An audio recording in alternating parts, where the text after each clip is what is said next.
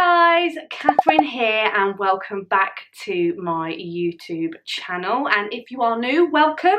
Why not hit that subscribe button and give this video a big thumbs up whilst you are here. It's so good to have you. If you have just stumbled across this channel, feel free to join our little misfit crew. I'm all about positive mental well-being. As a sufferer from depression and anxiety, it is my goal to break the taboo and really make it a topic that we can all talk about.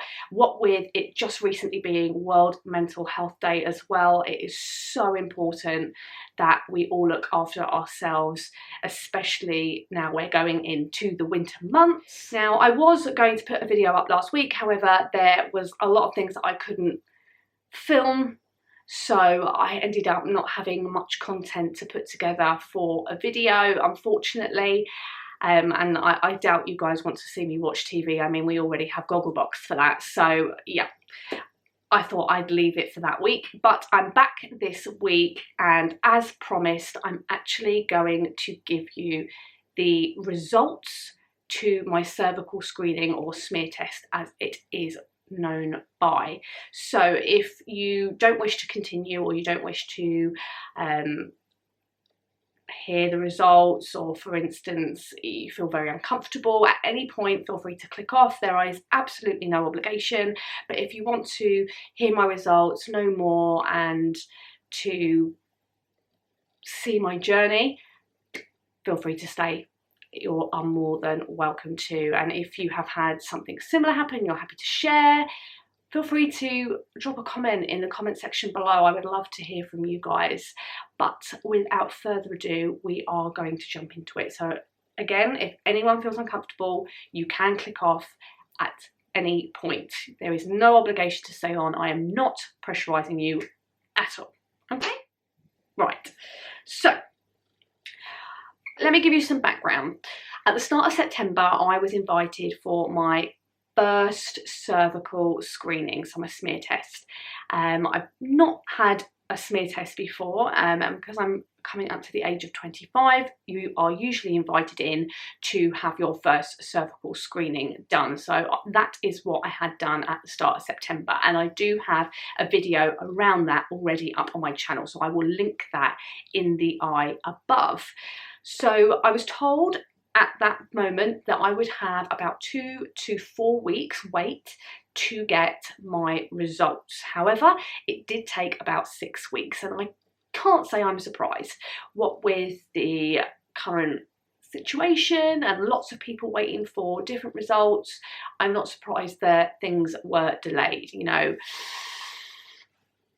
COVID. So, you know, it's not the be all and end all, but my results are here, and I wanted to share them with you and the rest of my journey. So I'm not going to show you the letter because it does have some personal details that I cannot share and do not wish to share. However, I'm basically just going to read out the letter. So, dear Catherine, thank you for coming for your cervical screening. Your results show that you have HPV, human papillomavirus. Human papillomavirus. Yes. This is called a HPV positive result. So this is not HIV positive. This is not anything like that whatsoever. This is for cells in my cervix, and that is HPV positive.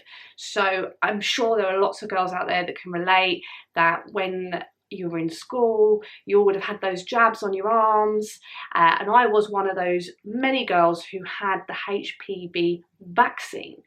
However, after doing some research, the vaccine doesn't actually cover you for all of the strains of HPV.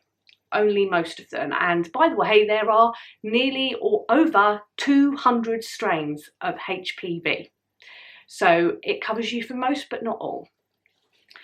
And I'm going to read out the rest of the letter because it gives you a little bit more detail about it.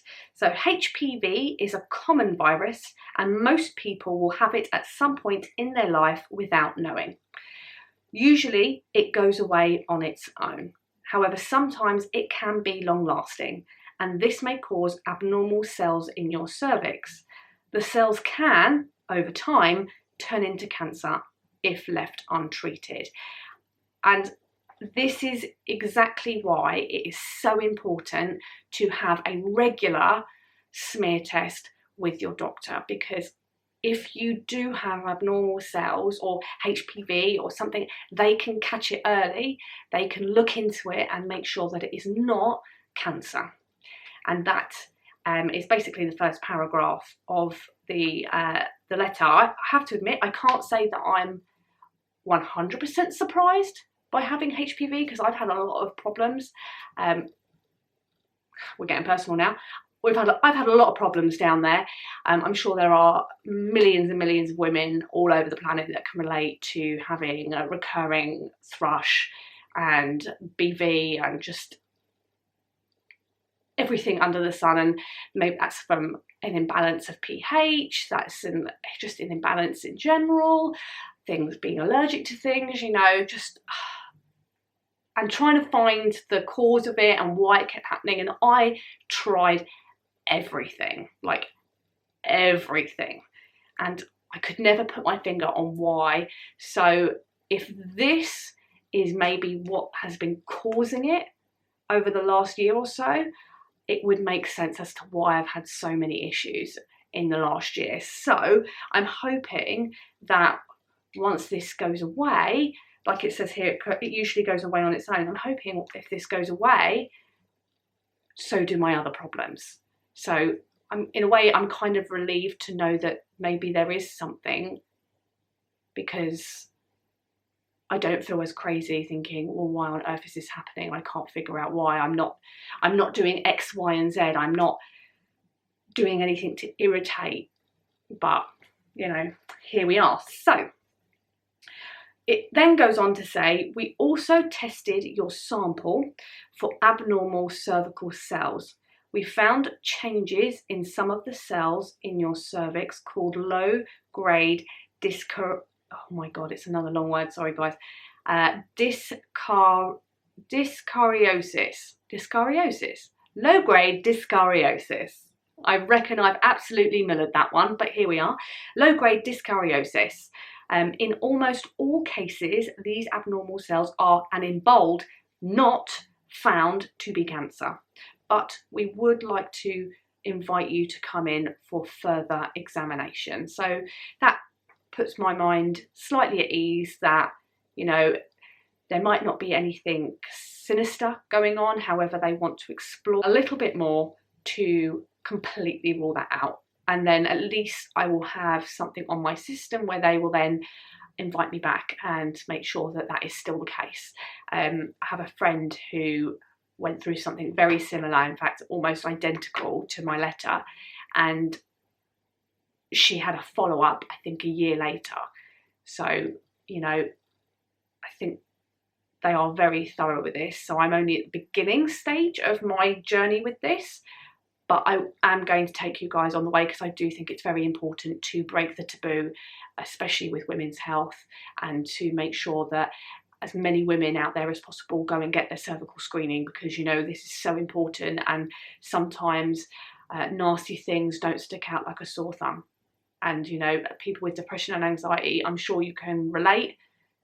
In fact, any mental illness, I'm sure you can relate that, you know, there isn't a giant sign that lights up above your head going, hey, check me out, I have a mental illness. And, you know, sometimes certain cancers don't show things up until it's too late. So I'm glad that I have the opportunity to go and check something out. So it then goes on to say the examination is called a coloscopy. It is similar to having a cervical screening. We have requested an appointment for you. This will take you to a hospital outpatient clinic. There is more information about coloscopy in the enclosed leaflet. So I got this leaflet here enclosed in the letter as well. So it then says, if you have not received your coloscopy letter within 2 weeks of receipt of this letter, please contact your GP. And then it just basically says if I have any questions, I can call my GP, or I can visit the NHS website to check out. So I did check out the NHS website to obviously read up on HPV, to make sure that I'm fully aware of any possibilities. I'm the type of person that prepares for the best outcome and worst outcome, and, you know, prepare for the worst, hope for the best kind of thing. So yeah, that's basically that. I've read through this about 100 times to make sure that it is in and solid, and within 2 days I received my colonoscopy appointment letter. So I have that booked, ready to go. So in about 6 weeks time, I think, yeah, 6 weeks time, I will be having my coloscopy done, and I will do another video to explain what happens there and where I go from there. But that is essentially the paperwork side of things. Now, obviously, receiving news like that isn't the best. You know, I would have loved to have it say that all my results were negative and there's nothing to worry about. Come back in 5 years' time for your next cervical screening. But unfortunately, that isn't the case. And, you know, I had to have a day to really process it and take it in and do my research and settle my mind. I wasn't, I suppose, I'm not frightened and I'm not nervous in the sense of what if it is this, because my counsellor once said to me, and it's always stuck with me, that you cannot worry about things that have not happened. You cannot worry about things that you have no control of. So I always try to have it in my mind that there is no need to worry until I have information. So I'm just taking it one step at a time. So I obviously told my friends who have had similar things happen, some of my friends who haven't actually booked their cervical screenings, I've told them to go get theirs done, and that's exactly what they've done. My family obviously had questions, so we had a chat about it, so everyone's on the same wavelength and no one's worrying, because, you know, receiving something like this, especially if you're not 100% knowledgeable around the subject, can be quite daunting. And that's exactly why I did the research, because I wanted to be able to answer questions if necessary to my family as best as I could, even though I don't know all the answers. I'm not a medical physician, I'm not an encyclopedia of medical knowledge, unfortunately, but it kind of opens our eyes a bit more as to what the future might entail over the next couple of months in regards to tests and etc, etc. And my friend who went through it called me up straight away and talked me back through everything that happened with her, so that I was completely aware of everything that happened. And I just say that the NHS cervical screening, having a coloscopy leaflet, really does go into some interesting detail. And do you know what? I'm really glad about that, because I'd rather have full knowledge of it than anything else. I have to admit, it does look like I'm probably going to be a lot more uncomfortable for a longer period of time when it comes to this. So basically, just to give you a bit of a brief breakdown, it says that the examination itself, the coloscopy, can take about 10 to 20 minutes. And essentially they still use a speculum, but they will have a look inside your vaginal canal. It feels so weird to say that on YouTube still, but they will look in your vaginal canal with a microscope, and that doesn't even touch your skin. And then they take a few more swabs and sometimes a tissue sample if necessary. They give you sort of hints and tips about what to kind of take with you on the day. So it says to take like sanitary towel and not to wear tampons, just because some people have extensive discharge after, or sometimes it can bring on some spotting. It also tells you what your possible results could be and what exactly the statistics are for those, as well as sort of treatment should anything occur. It tells you some of the risks that can result if you end up going on to have extra treatment, but it also tells you symptoms of cervical cancer. So I'm hoping, you know, a lot of these symptoms of, you know, and a lot of these symptoms of cervical cancer I have. But it also says in bold at the bottom, usually these symptoms will not mean you have cancer, you know, so it doesn't necessarily mean, you know, I think things down there are hard to read, especially if you don't know what you're looking out for, and, you know, all people are different. So we're just going to go step by step, and again, it gives you even more information, such as an NHS website about speaking to your GP, a government website for cervical screening, and also call Joe's Cervical Cancer Trust helpline. So I'm actually going to read that out. I'm also going to put it down here on the screen. If you you are going through something very similar and you do want to speak to someone, the Joe's Cervical Cancer Trust helpline is 0800 802 8000. So that's 0800 802 8000. So if you are struggling and you do want to talk to someone, give them a call. I'm sure they can talk you through a bit more, and talk to your family, talk to your friends. You know, you absolutely do not have to go through this alone. Like, you don't have to go through anything alone, but it is so important that you look after yourself. And girls, please, if you have had your reminder through to get your cervical screening done, go and get it done. Please, I implore you, because mine could be nothing, but it could be something. And if I hadn't have had this done, I would never know. So please go and get it done. Save your life if it needs saving, and inspire others to do the same.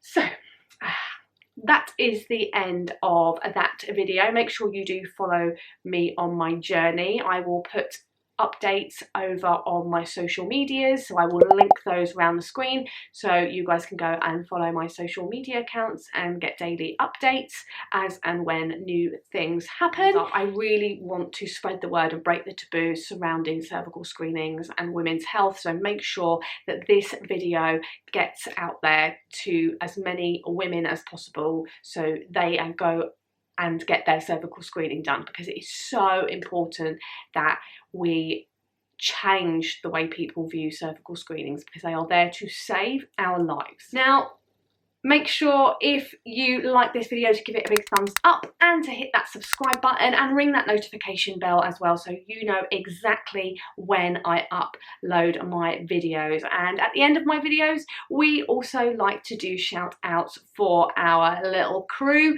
So this week's shout out is for Katie. Hello, Katie. Thank you for leaving your quote of the week. The quote of the week this week is, walking with friends in the dark is better than walking alone in the light. That is so apt for today. And you know what? What are friends for?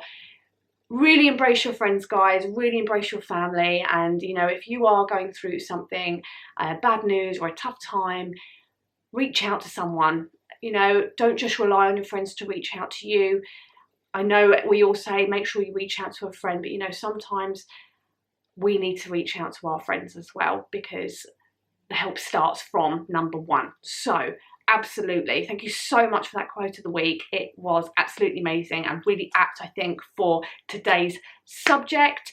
If you want a shout out in next week's video, make sure that you have liked this video. Make sure you subscribe to the channel and turn on those bell notifications.